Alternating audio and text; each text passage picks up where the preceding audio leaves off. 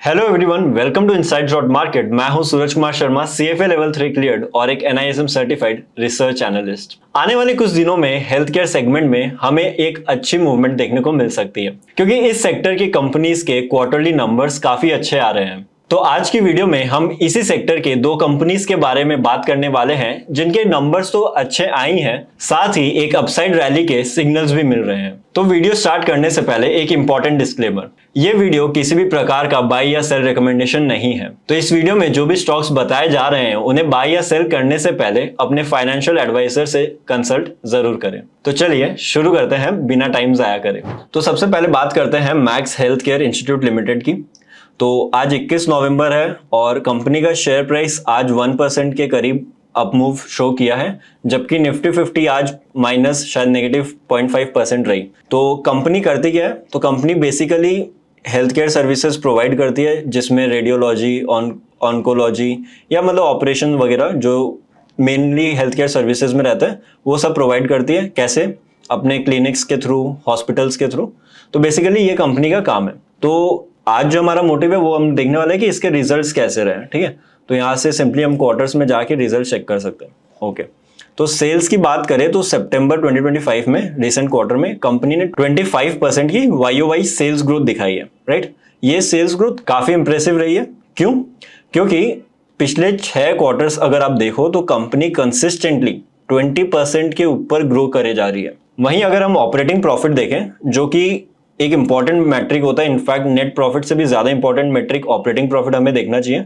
क्यों? क्योंकि operating profit हमें यह दर्शाता है कि कंपनी अपने कोर ऑपरेशन से कितना अर्न किया है। और वहीं नेट प्रॉफिट की अगर हम बात करें तो उसमें डेप्रिसिएशन भी इंक्लूड हो जाता है और other non core revenue, income, वो सब भी एक्सेप्शनल आइटम्स जिसे हम कहते हैं वो भी इंक्लूड होकर नेट प्रॉफिट आता है। तो वो एक क्लियर पिक्चर नहीं शो करती। इसलिए बेटर हमेशा रहेगा कि आप ऑपरेटिंग प्रॉफिट ही चेक करें कोई कंपनी को एनालाइज करते हुए। तो वहीं अगर हम ऑपरेटिंग प्रॉफिट मार्जिन देखें, जो कि सिंपल फॉर्मूला जिसका रहता है operating profit by sales, operating profit margin देखें तो वो स्टेबल रहा है 26% के अराउंड, या भी 27% रिपोर्ट किया, तो 26% के अराउंड स्टेबल रहा है, काफी स्टेबल रहा है। अब अगर हम आगे ईपीएस देखें तो ईपीएस जो सितंबर 2024 में यानी इसी क्वार्टर पिछले साल 2.9 रुपीज था पर शेयर, वही इस बार 5.05 पर शेयर हो गया। यानी कि लगभग 70% ग्रोथ देखने को मिला, मतलब 1.7 टाइम्स हो गया ईपीएस, जो कि काफी इंप्रेसिव है। सो जो कि हमने अब रिजल्ट्स देख चुके हैं जो कि काफी इंप्रेसिव रहे, बट सवाल ये रहता है हमेशा कि इसके पीछे रीजन क्या रहे। ठीक है, क्या की फैक्टर्स रहे, क्या ग्रोथ फैक्टर्स रहे, तो वो हम कंपनी के कॉन रिपोर्ट से एक बार देखेंगे।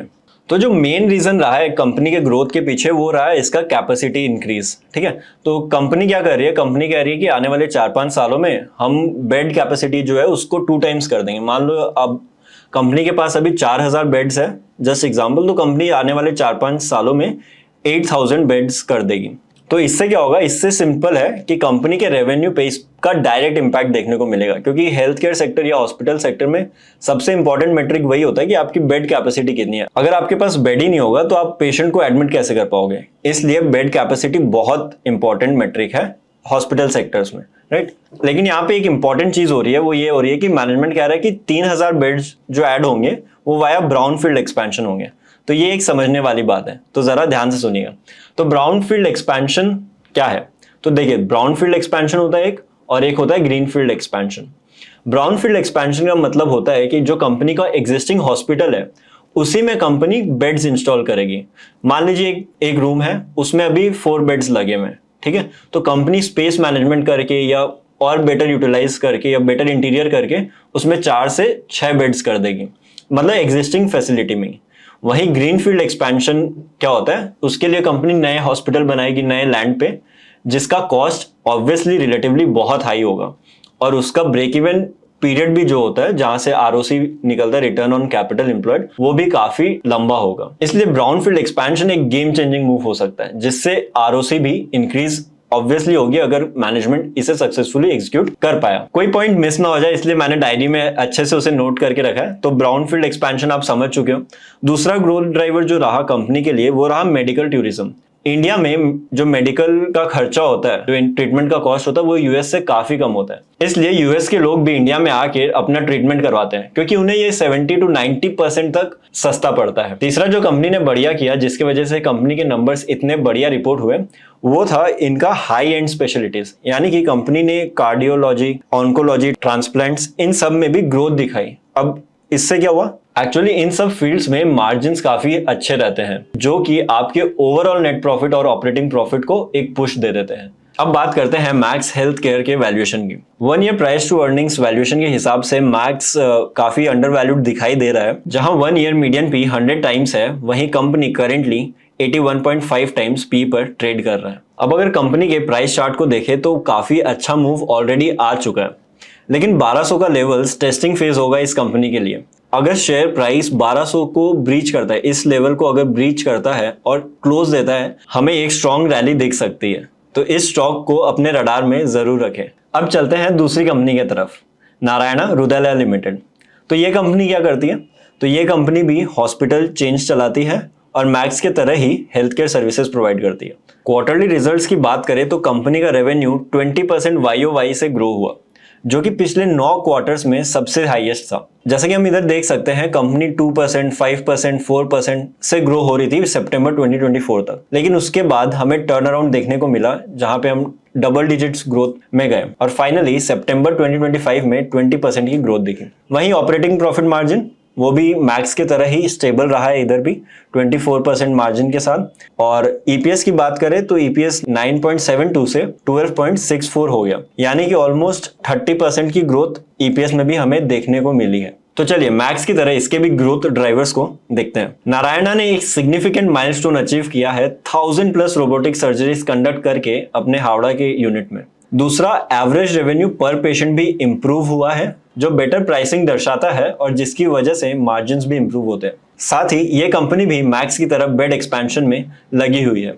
तो ओवरऑल दोनों ही कंपनी एक ही राह पर सवार है, इसलिए दोनों के स्टॉक प्राइस में भी हमें मूवमेंट करीबन एक जैसा ही देखने को मिल रहा है। वैल्यूएशन के एंगल से देखें तो नारायणा अभी अपने मीडियन पी से ऊपर ट्रेड कर रहा है। मीडियन पी जहां 45 के करीब है, वहीं कंपनी करेंटली 49 के करीब ट्रेड कर रहा है। अब अगर प्राइस चार्ट भी देखें नारायणा का, तो वो भी ऑलमोस्ट मैक्स की तरह ही दिख रहा है। मैक्स में भी यहाँ पे एक रेंज बिल्ड हो रही थी, जिसके बाद ब्रेकआउट के चांसेस बन रहे थे। वहीं नारायणा में ब्रेकआउट ऑलरेडी देखने को मिल चुका है और इनफैक्ट रेंज ब्रेक करने के बाद इस लेवल को भी कंपनी टेस्ट करके एक ग्रीन कैंडल बना चुका है। और सिर्फ इतना ही नहीं, स्टॉक प्राइस ने इस रेंज को भी ब्रेक कर दिया, राइट। तो अब यहां से क्या, यहां से हम मिनिमम एटलीस्ट अगर सब चीज सही रहे तो हम ऑलमोस्ट इतने लेवल्स की यानी 10% का अपमूव एक्सपेक्ट कर सकते हैं।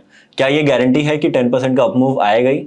नहीं, बट हम एक्सपेक्ट कर सकते हैं एज पर द ब्रेकआउट। दोनों कंपनीज हेल्थ केयर सेक्टर में अपनी स्ट्रॉन्ग पोजीशन बना रही है और एक एक्सपेंशन साइकिल में एंटर कर रही है। आपको कौन सी कंपनी ज्यादा पसंद आई, कमेंट्स में जरूर बताएं। और ऐसे ही फाइनेंशियल एनालिसिस, कंटेंट और आईपीओ रिव्यूज के लिए insights.market को सब्सक्राइब करना ना भूलें। मिलते हैं अगले वीडियो में, तब तक के लिए कीप लर्निंग, कीप इन्वेस्टिंग। जय हिंद, जय भारत।